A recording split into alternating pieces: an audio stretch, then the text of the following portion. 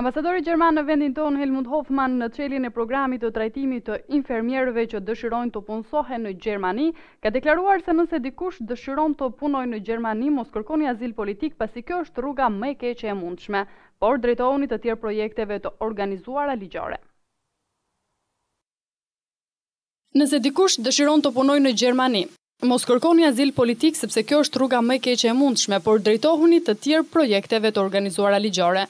Kështu ka deklaruar ambasadori gjerman në vendin ton, Helmut Hoffmann, në çeljen e programit të trajtimit të infermierëve që dëshirojnë të punësohen në Gjermani. Ne mendojmë që kjo do të jetë një mënyrë e mirë për të ndihmuar dhe për të zgjidhur problemet e këtyre azil kërkuesve të pashpresë. Kështu që mbetet detyrë gjithë secilit prej jush që përpiqet në mënyrë profesionale dhe ligjore dhe të mos u drejtoheni ambasadës gjermane për azil politik, por për punësim të organizuar ligjor, ka thënë Hoffmann.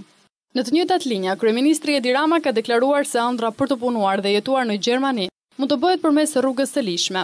Problemi i azil kërkuesve është shumë kompleks, ka vlerësuar Rama, por ka një dallim thelbësor mes nesh dhe personave nga vendet në konflikt që kërkojnë azil, ka vijuar ai. Shefi i qeverisë është shprehur se arsimi profesional është rruga e dur për të punësuar në vendin lider të Europës, por ndër vite ajo ka ta ndisë si mos më keq. Arsimi profesional u ka ta ndisë shumë keq për 20 vjet. Por arsimi profesional është porta që çelet për të qenë pjesë e programit në Gjermani, ka thënë Rama.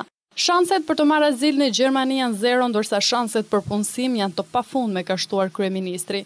Mbi 200 infermierë do të marrin pjesë në një kurs trajnimi për të pasur një mundësi punësimi të paktën 2 vjeçar në Gjermani.